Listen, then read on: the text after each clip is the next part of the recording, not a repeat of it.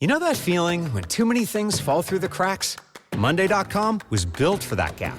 The AI work platform where people and agents work side by side to deliver more together.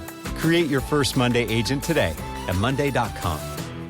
When you need to send the perfect rose bouquet, only one brand can say they've been the floral authority for 50 years. 1-800-Flowers. Why should you trust 1-800-Flowers? They hand-select every stem to ensure top quality. And with nationwide delivery, smiles and satisfaction are 100% guaranteed. And right now, when you order a dozen multicolored roses, we'll double it at no extra cost. Don't miss out on this limited time offer. Order today at 1-800-Flowers.com/podcast. That's 1-800-Flowers.com/podcast. And you have to renounce that and you have to reject that because the enemy wants to destroy us. And we as Christians have to renew our mind according to the word of God. So therapy is actually a mind renewal process. Yeah, it doesn't come easy.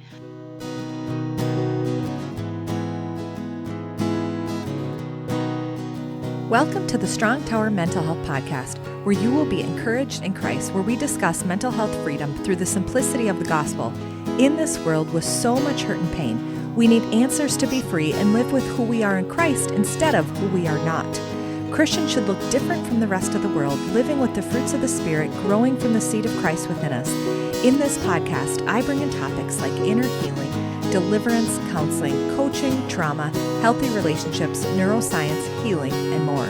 I interview amazing guests with incredible testimonies that will move you into your own freedom and, most importantly, know Jesus more. You will be inspired, encouraged, and transformed by what Romans 12:2 says, the renewing of your mind, and not the patterns of this world. I am a licensed marriage and family therapist, but what's more important is that I am simply a little girl sitting at the feet of Jesus, being curious. This podcast is not a substitute for counseling or psychiatric care. If you are in a crisis, call or text your local crisis center or visit suicidepreventionlifeline.org. Come along with me in this journey where Jesus is in our mental health and freedom is where we live. Hello, and welcome to the Strong Tower Mental Health Podcast. I am your host, Heidi Mortensen. I'm a licensed marriage and family therapist in Minnesota and Texas, and I'm really excited to have with me my friend from South Africa, Adele Vrey. Thank you, Adele, for being on the podcast. Thank you so much, Heidi, for inviting me again. It's lovely being here. Yeah, and I am super excited because not only are you going to be on the podcast, but you're actually coming to Minnesota at the end of August in 2026. So I know how podcasts work. Some of you might be listening to this afterwards. So we're just praying that you're going to be blessed even by this conversation. But this is also an invitation for those to come to the conference if you are listening to this before August 26th. So the conference is going to be in Minnesota at Truth and Freedom Church, August 26th and 27th. We'll put information on this. So we're just wanting to let people know about that. But I'd love for you to share a little bit about you. I know your testimony can go, it doesn't do justice to share it in a short period of time. But we'll just ask God to share what you feel led to share right now. So go ahead and share Right. a little bit about you. Yeah. Thank you. I was involved in generational Satanism for 19 years. And I mean, if you can just imagine me growing up in that, the amount of trauma that I experienced, and then all the spiritual experiences that I've had over that period of time. And then at the age of 19, I was assigned by the cult, the Satanic Church, to assassinate a pastor that is from our country in South Africa. And I ended up kidnapping his son instead. And I can never say that the devil made me do it, because we all have free will, and I take full responsibility for my actions. And I praise Jesus that I did not harm that boy, but that was the beginning of my salvation, because I was confronted by the full power of God during that kidnapping, but also by the love of God. And those two go very well together, the power of God and the love of God. Without the love of God, you only have judgment. And without the power of God, there's nothing that you can actually compare, your previous life to. And I knew that I wanted to be like this pastor who showed me love and forgiveness even after I kidnapped his son. Right. And we were reconciled after that, a couple of years after that. And I went to Bible school, and I knew I wanted to work with people coming out of the occult. But my journey ended up one of helping people coming free from Satanism, becoming an expert in certain topics, mental health topics. But then my own journey was also extremely intense because I had to go through deliverance. I had to go through self-forgiveness. And then I also struggled with some mental health issues that I had to confront. And that wasn't an easy journey, but it was very possible, because I could see that the Lord can work in us, body, soul, and spirit. And Yeah. even today in ministry, that's one of the things that I really put emphasis on, that we don't just call everything a demon, because then the balance is not right. So we have to look at a person, body, soul, and spirit, so Yeah. that the Holy Spirit can do a full and proper work in the lives of people. So that is just my testimony, really extremely condensed. That was really condensed. I have a question about some of the trauma. And I feel like I want to ask this because I think there's people listening that sometimes when you say you can imagine what kind of trauma that was, I can imagine it because I've heard lots of testimonies and I know what happens in scary situations, in religious situations. I think there's some people that don't know what kind of trauma that was. So I am wondering if you can share a little bit about what that was like for you as a little girl, because I think this leads up to then the mental health struggles. So this answers why, like we don't just all of a sudden have all these struggles. No, there was something that led up to it. And a lot of this was your childhood. So I'm wondering if you could share a little bit about what that trauma was for you. Yes, that I agree with you. Unfortunately, most people don't want to know the trauma. They feel that they feel that if they don't know, they don't have to worry or think about it too much. And I am not someone who believes that you should know every detail. And I know No, that's yeah, not what you're asking. right. But a lot of R-rated stuff. So when I was involved, Satanism and the occult was very much one-dimensional, in the sense of what you saw was what happened. Today, it's very much 3 and 4 dimensional, because we have social media, we have so many things that's at play, especially when we look at human trafficking and child trafficking for the purpose of really exploiting children to an extent that is really unimaginable. So I've been through a lot of R-rated abuse, sexual abuse. And then in the context of Satanism, it's extremely sadistic. So if people can inflict pain on people, it gives them pleasure. And then they don't care, how old the victim is. And there's consequences to that level of trauma. One example can be dissociation.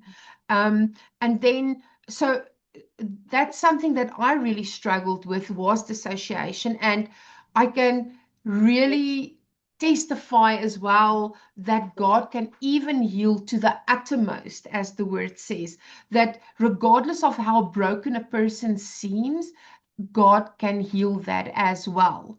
But yes, I've been through a lot of trauma. We think, especially when it comes to ritual trauma, where people are taken to the brink of death and then brought back.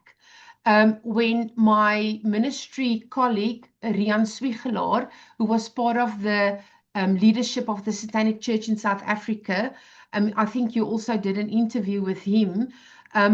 When he spoke about the list of the membership of the South African Satanic Church, About 80% of them were medical professionals. And the reason for that is because they have certain access to certain things, but they can also, once a victim is brought to the brink of death, bring them back. And Yeah. then trauma is enforced again and again and again. And you can imagine if a person come out of the occult and they have to live with that type of trauma, and if the church does not provide a answer to healing, there is no hope. Yes, I mean, I would agree. And what you're explaining is also how those in power can actually get power over you. So as a child is being brought to death or controlled or abused in a way that's so scary, a child can't, what's happening. You don't have a way to even know how to reconcile what's happening. And so a lot of times what happens when you're saying dissociation, it's actually a very brilliant way that our brain is able to cope. And so a child will repress, a child will dissociate, a child will do what the brain can do to survive the trauma. And the reason why I wanted to talk about this is I think sometimes people in the church kind of, oh, we're just gonna just think everything's, rainbows and sunshine. And I do think it's important. Yes, you don't need to know all the details of everything, but I think we need to have a greater awareness of it and the bigness of God in the midst of it. Like, okay, yes, this is heavy. Yes, this is scary for my heart to hear. And I know that God can redeem this. And look what he's doing through your life now and how he's worked through you. So the dissociation comes forth as a kid. And then as an adult, what happens is adults stay dissociating unless they realize, oh, I'm safe now. I don't think I want to keep doing this. So maybe talk a little bit about when you started getting healing and how that, because that was a journey for you. That didn't just happen overnight. So if you wouldn't mind maybe sharing even some of the things they diagnosed you with and, the symptoms you had and then leading through healing. A text says, "You're on my mind." A bouquet from 1-800-Flowers says, "You're my everything." Heartfelt moments belong in the real world, not just your phone. For 50 years, 1-800-Flowers has helped millions of people make memories that'll last a lifetime with gifts they'll cherish forever. Their expertly curated arrangements and gift baskets ship nationwide with a 100% satisfaction guarantee. Don't wait for the next big moment. Make it when you visit 1-800-Flowers.com/podcast. That's 1-800-Flowers.com/podcast. I think one of the most misunderstood scriptures out there is the one that people use when people come out of darkness and the occult or any other form of darkness. If the Lord sets you free, you are free indeed. And now, obviously, that's the truth. But that would simply mean that we are all perfect once we come to the Lord Jesus Christ. And none of us are really perfect. Once I deal with one thing, I realize that there's another thing that I have to deal with. Luckily, it's not dissociation anymore. But with dissociation, there is a process of where trauma happens to you. You're just telling yourself, this is not happening to me right now. There's a big form of denial happening. And I usually explain to my patients that you experience the trauma and you say, this is not happening to me, and you just walk away from it. And that is dissociating. But the process of healing is to associate again. It's like looking into the mirror and say, it happened to me. And there's actually a famous quote from the movie Sybil, where her therapist said to her, you survived when it happened to you, and you will survive remembering it. Wow, And that's I good. had some fantastic therapists to help me over the years, which I had a lot of respect for. Some of them, as they with the Lord right now, but they really laid the foundation in our country to work with survivors of severe abuse.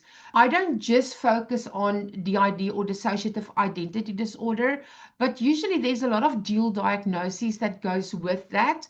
Obviously, post-traumatic stress. Some people actually go into a psychotic state, bipolar.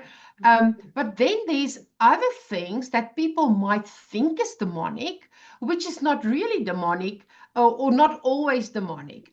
And that's something as simple as, and I know those who suffer from it won't call it simple, but something like autism, where people want to bring their children to me for deliverance because they believe that once the demons are gone, the autism will be magically cured. And if I know a lot of children actually that's been traumatized because they have been taken to spiritual leadership for deliverance when deliverance wasn't necessarily needed. I do believe in a network of professionals when it comes to ministry, in psychology, in psychiatry, in the medical field, Christian counselors. Yes, deliverance ministers. I'm also a deliverance minister. There's a place, there's a time that we can address that because we have the authority, but we can't just, be like a bulldozer and run in and expect to, even with dissociative disorders, you can't just drive someone's brain or mind or thoughts or memories out of them. They have to be healed from that. They can't be delivered from that. Yeah. Yeah. And can you talk a little bit about how that happened for you? Okay. So yeah. So as I said, I had counselors who were led by the Holy Spirit.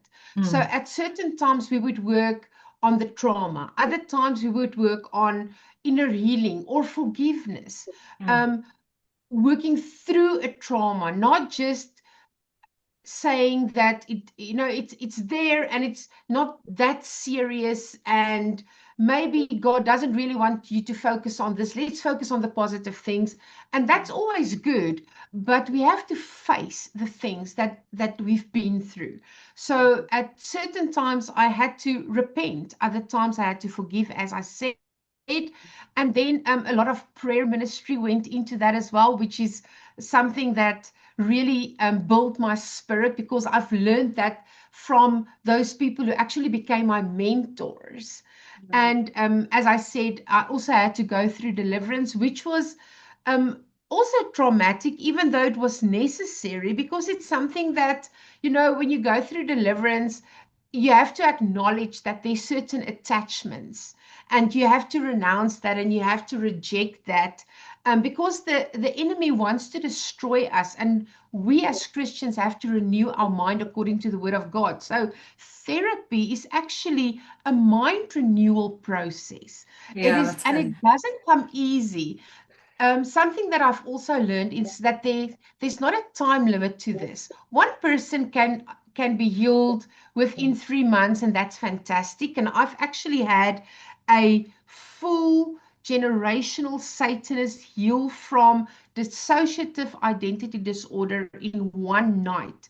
I've never had it before, and this happened very recently, and I am amazed by her testimony. But usually it takes a bit longer, and my journey were much longer than that. I think about 10 years. While I was on this journey, and the Lord worked in me while I healed and stabilized. There was a time that I was on medication, and today I'm medication free. I am. Oh my gosh. It's a miracle, really. I haven't used any psychiatric medication for years now. I have total victory. And there is this misconception that if you come out of Satanism, God cannot use you. Like, you cannot be trusted. And that is simply not the truth. I mean, we all sinned and fell short of the glory of God, and God's grace is enough for anyone, regardless of where they come from and what they've done. I mean, I was a kidnapper and a murderer, and God saved me, like the guy that hung on the cross next to him, and he can do it for everyone. But God also needs people that say, Lord, here I am, use me. I will not be moved and live in fear. I will move in obedience with courage, boldness, and fearlessness. Yeah. Come on. I mean, the fact that you're symptom free. I mean, I would like not, you're still in progress with God, but not needing medication. And that it's been, I think, over a decade, right? And I mean, That's it just right. shows what God can do. But I love your testimony because it didn't just happen overnight. I love the testimony you just shared that it did happen overnight with people. But we have to be open to God's timing. And but I love that you're like, there's hope. Like I think sometimes people, we're just like, this is who I am. This is how I am. I just am going to be like this for the rest of my life. I was a victim. I was abused, and this is it. And God has a different story, but it does require work. It does require going after prayer, getting the right people, getting the right counselors. Like we do need to still do the things that it's not really our fault, but it's our responsibility. And I shouldn't say, I know I really appreciate you taking responsibility for your choices with what you did.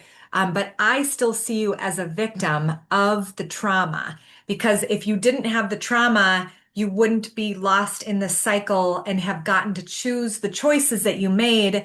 And I think that's what I think of when I think of Satanists, that they're just people that don't know what they don't know and don't know how loved they are. And I think we need to get out of being afraid of sensationalism and mysticism. And we need to just come down to Jesus loves us. Like the gospel is real for all of us. It's free and all of us can say yes to Jesus. But some of us are a lot more broken and we have a lot more trauma, and then that causes a lot more sin that's a lot more scary, like death and kidnapping. And I think that when there's more trauma and there's more and when we're getting into sacrificing and there's power and that's a whole thing that I think people will specialize in. And can you talk a little bit about deliverance versus mental health and how to like know when to refer and kind of the ethical line with that? Like I know you've said not everything, because you can't cast out a person, you can cast out a demon, but if someone has a demon, you can't counsel a demon, so it kind of goes Yes, both ways. yes. If the only tool in your toolbox is deliverance, everything will be a demon. Mm. If the only tool in your toolbox is medication, everything will be illness or sickness or disease. Mm. So we as therapists or counselors must have a lot of tools in our toolbox.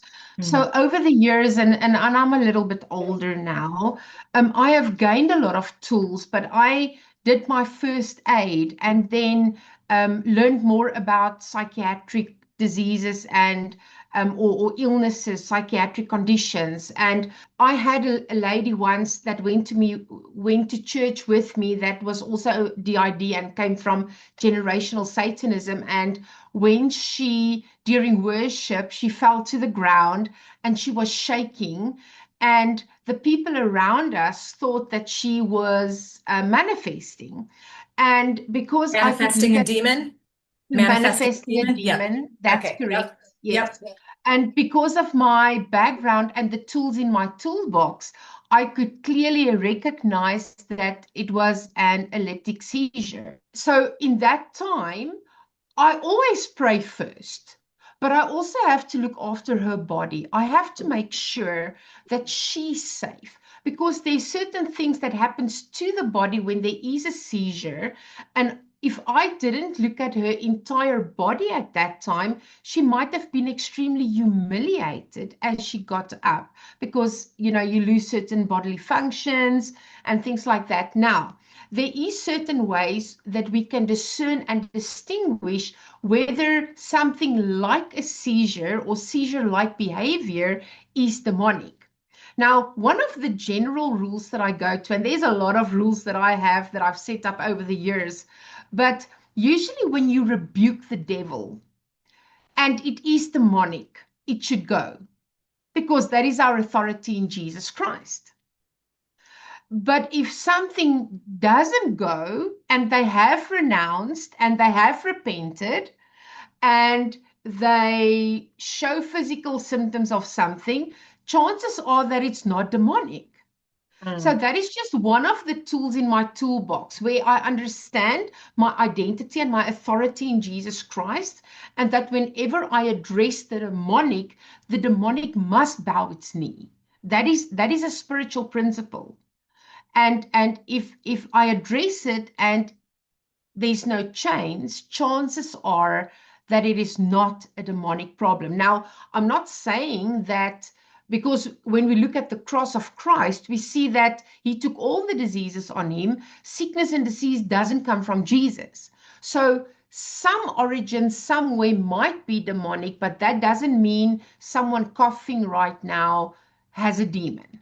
So we have to make that clear distinction that, and we will not be able to do that unless we have the tools in our toolbox to make certain distinctions. So I understand that not all people can diagnose, but what I always say is that if you come to me, Heidi, and you say to me, Adele, I'm coughing, I have a sore throat, and I have a runny nose, then I'm going to think, okay, it sounds like you have the flu. Or maybe you have some allergies. I don't know, but it's something like that. But if I only have deliverance in my toolbox, I'm going to tell you, no, you have to repent for the sins of your grandmother, because that is probably why you have a runny nose. Oh, that's funny. And right. Thank you. Yes, I love that. So what I'm hearing is that we need to have more tools in our tool belt. A lot. And then I think this helps us with discernment, and really being in the Word. So reading the Bible so that we can discern and we have more ability to have the tools to then see. And I like what you said, that not all of us can diagnose, but I think that we can recognize symptoms too. Like you said, if you have a running nose, and you have some of these, like, we can look and we can see those symptoms, and we might not be a doctor, but we can look and we know what a doctor would maybe say. So it doesn't mean that we're experts, but at least get a little bit equipped so that we're aware to be able to see and recognize what that could be. Yes, and I usually work with the process of elimination. So we start with the easiest thing to look at, and that's our bodies. Like if I send you to a medical doctor, the medical doctor can do blood work. If a woman at a certain age becomes extremely irritated and she just wants to kill her husband and the children, I'm first going to maybe look at the hormones, and I'm going to, like, what is the possibility that this is more hormonal than demonic? And we have to consider a lot of things, but the easiest thing to actually eliminate is the flesh. Because if I send someone for test or blood test or whatever, it can eliminate a lot of things. And then we go to the next step, which is maybe psychiatric or psychology. That's why we always work with a network of people. I always have a list of people that I can refer clients to, just so that I can have another opinion.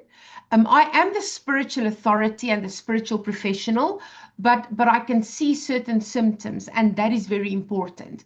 And I need help. I need my other professionals to take hands with me, because we want what is best for the client. What is in the best interest of the client? Is it in the best interest of the client that we get the entire church to fast for 40 days and then take them through vigorous deliverance? And I've heard terrible stories where people get hit by the Bible, like with the Bible, like they get abused and assaulted because everything is demonic. So we can really, other things happens and it induces trauma, but that is not the function of the church. We are not supposed to traumatize people. We are in the business, like Jesus, in the healing business.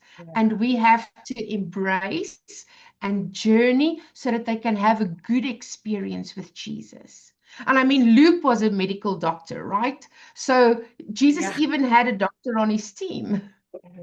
Yeah, that's good. And when you're coming here to Minnesota to talk at Truth and Freedom Church, one of the things that I see that you're integrating is how to be trauma informed. So how to be more trauma informed in ministry. So can you talk a little bit about that? Because I don't feel like I hear that very often from ministries. I don't feel like they use that word very often. So if you can talk about that, and then just some of what you feel like God's leading you to speak about when you come here. Yes, I always focus on the balance between trauma and then deliverance as well. So I tend to bring both of those things to the table. We should educate ourselves more when it comes to trauma and the effects of trauma on the brain and the body, because the body also remembers. And that's what I see in a lot of my clients, a lot of addictions is the result of trauma. So Yeah. you can't just treat an addiction and think because the person is not drinking anymore, the problem is solved. We have to look at the entire person. But that is what I want to bring to the table is look at the entire person, look at the set of tools that we have that we can use, but then also discernment on when, because discernment is not just about discerning the devil or having goosebumps.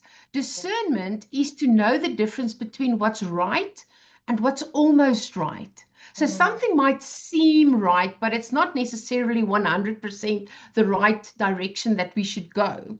And so discernment to me is just as important as the toolbox, being trauma informed, and we cannot run away from the facts. The world is in a crisis. Even if every Christian in the world become trauma informed and they become counselors, we still do not have enough people to bring healing and deliverance to the body of Christ that in some areas and towns are more sick than others. Yeah, that's a really good point. Can you talk about what you do right now in South Africa? So you're obviously coming here to preach and speak and minister, pray for people, but you're also a counselor. Talk a little bit about what you do and how God's redeemed you, and now you're doing the work that He's called you to do. Yes. So I've been in counseling for a very long time. I was in ministry since I gave my heart to the Lord. So even while I was still in my own healing journey, I said, well, the gospel of Christ and the work that He has done is so big, I can't keep quiet. So I never kept quiet about that.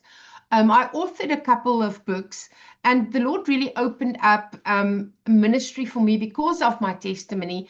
The interesting thing about my testimony is we don't even know the date on which I kidnapped this boy. It's like because I never knew it was going to become a testimony, but God used that, and then my own brokenness and my own dissociative experiences for me to have certain insight. I did my practical in at the Timberlawn Psychiatric Hospital in Dallas, Texas, my internship. So I do counseling today, and I'm a subject matter expert on dissociation, even though I work with all types of trauma. And then we have a safe house, and we also have a nonprofit organization, and we offer courses that people can do to, be educated a little bit. We have like a 12-week demonology course where we do not focus on every name of every demon, because you don't have to know the name of every demon to do deliverance. You only need to know your identity in Jesus Christ. And then a course like deliverance, I've written a deliverance course. And then because Rian comes out of recent Satanism. I mean, I came out of Satanism 31 years ago, but he only came out of it like 4 years ago. We decided to write a special course on that, where it's 50 weeks.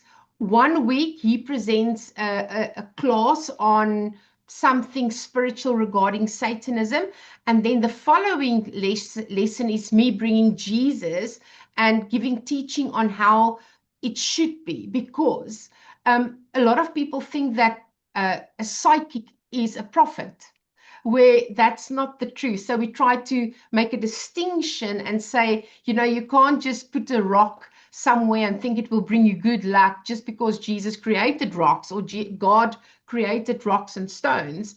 What we've also seen in this ministry is that people do not know the word of God anymore. That's sad. And they do not have an active prayer life. And then obviously the third point, they do not have discernment. So we focus very much on those three things. Yes, and you're speaking about your ministry partner, Rian Swigelar. That's so correct. so you and him do this together. Do you do any work with sex trafficking victims? Is that something that you do any work on? Yes, I do. And I also work with 3 organizations currently. One is an American organization on human trafficking, which is usually sex trafficking, but something that's really increasing is sacrificial trafficking, where they traffic victims to be sacrificed.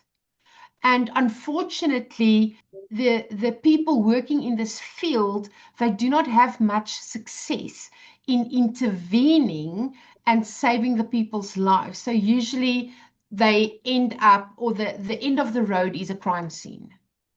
Like they couldn't save the victim. We do not have enough specialists working in this field when it comes to ritual trafficking or murder or sacrificial trafficking.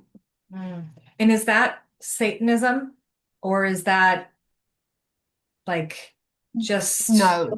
Okay. It's not just Satanism. It is any potentially harmful religious practice. So that can be any form of religion. And you will probably be surprised, Heidi, when I tell you this. And that is that even certain Christian groups, or they use the umbrella of Christianity to traffic victims, and they have this covered church, but it's actually demonic, where the pastor is like a witch doctor. That's what we call them in South Africa. And yes, they actually traffic victims under that umbrella and that mask to be sacrificed. Especially in Africa, we see that a lot. Yeah, and I think that America, I think we're getting better at believing the possibility of this more, because it is coming to America. But I think a lot of times we're just like, oh, that's only in Africa. They just have witch doctors in Africa. And so then they think, well, we don't need deliverance. There's no demonization. It's like, no, there is demonization everywhere. And we need to grow in discernment. Yeah. I mean, and just your testimony alone allows you to be able to just discern more, because you've been through it. And I mean, what would you say to somebody who's thinking, I just want to get into deliverance and I feel God has called me to do this work? Because I think that there's can you talk about that? I would say just be obedient and jump into it. I mean, when people say to me that they want to get involved in the deliverance ministry, my prayer is that they will encounter demons. Like, how are you going to exercise your authority and realize who you are in Jesus Christ if you are not confronted by darkness? And now that sounds very vicious. It's like, Lord, please let them encounter demons. But that's not really how I do it. I mean, people can be in their homes and see a shadow in the corner of their eyes. And that is what we call a manifestation. Because what is a manifestation? A manifestation is when the natural and the supernatural or the spiritual overlaps. Yeah. That is a manifestation. So you can have a manifestation, well, not in your house, but someone can have it in their homes. And maybe it's just a shadow. Maybe it's a chair moving. Maybe it is a sound. Maybe it is a voice. Maybe it's a whisper. Maybe it's doors opening. And that is encountering the demonic. And it's not my responsibility to go to everyone's homes and pray there. As Christians, you have to take up your own authority and you have to address that. So whenever someone wants to go into that ministry, make sure that you know who you are in Jesus Christ, know the word of God, be filled with the Holy Spirit, and be obedient to that, and then go for it. Yeah, and this was making me think of the verse John 1:5, where it says, the light shines in the darkness, and the darkness has not overcome it. And so just No. knowing who we are in Christ and that we can shine our light before men, that they may see our good works and glorify our Father in heaven, that at the end of the Amen. day, God is who gets glory. And we want to be set free so that other people can see God work in all of us. And if we don't Amen. believe that we need freedom, then we just stay in bondage and then God can't do what God can do through us. So I thank you for saying yes and for your work in ministry and that you're coming to Minnesota. I'm so excited to meet you in person and to hear you and to have you minister to us. And I'm really honored and excited that you are coming here. Yes, So is you there, were the yes. first person, sorry, you were the first person who invited me on a podcast. Remember that? And I was so honored. And this is where this journey has led us. It has been a couple of years that I have known you. So this is really, I mean, I've met a little over 250 podcasts. So it's really cool to have this journey and then to be able to meet you in person. So is there anything left that you would like to share before I have you pray for us?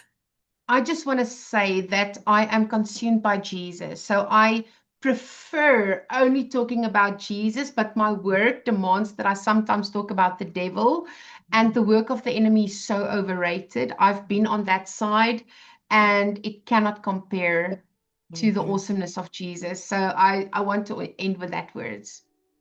Amen. I love that. Yeah. So can you pray for us? Certainly. Father, thank you so much that you are the star breathing God. Lord, that you love us so much. Thank you for the cross of Christ. Thank you for the blood of Jesus. Thank you for the Holy Spirit. Lord, thank you that you're our Father. And Lord, I pray that in the weeks that's leading up to my visit, Lord Jesus, I pray that your perfect will happen, Lord, that you will work in the hearts of people, Lord, that you will prepare people for whatever you want to do in their lives. Father, I'm so grateful that you don't even need Heidi or myself to do the work, but that your Spirit can move wherever he wants to, and he can do a work that's so deep and so beautiful. Lord, we just decree and declare your perfect will and your promises over their lives. Father, I pray that your plan, purpose, and destiny for every person will come to pass. And Lord, as we are just ending the session with prayer, Lord, I pray that you will bless Heidi, her household, their finances, Lord, their possessions, Father God, everything that they touches, Lord, my family, my kids, Lord, Lord, we just want to bring everything to you and lay it before your feet, Jesus. We love you and we honor you, Lord. And thank you. Thank you for loving us first. In Jesus' mighty name, amen. Amen. So if you are interested, the conference is called Mental Health and Deliverance, and it's on August 26th and 27th, 2026. On the 26th, it's at night, and the 27th, it's during the day.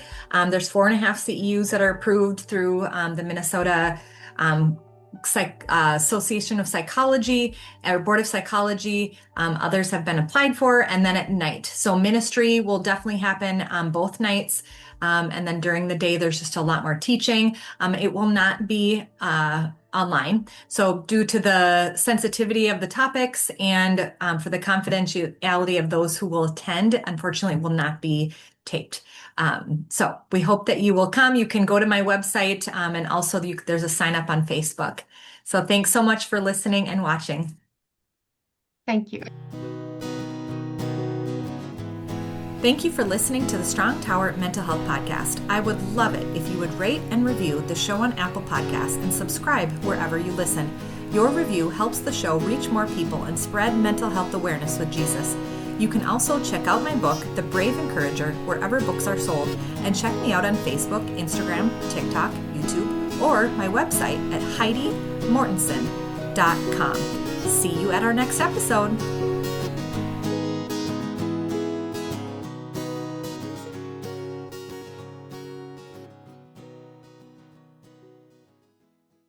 Hi, Ryan Reynolds here for Mint Mobile. Are you looking for a beach read this summer? May I suggest your big wireless bill? It's got suspense, mystery, a slightly flat emotional arc, and a shocking twist where you realize you've been overpaying the entire time. Fortunately, though, Mint's story is better. Every plan, $15 a month. Even unlimited. That's it. Happy ending. Zero tears. Give it a try at mintmobile.com/switch. Upfront payment of $45 for 3 months, $90 for 6 months, or $180 for 12-month plan required. $15 per month equivalent. Taxes and fees extra. Initial plan term only. Greater than 50 gigabytes may slow when network is busy. See terms.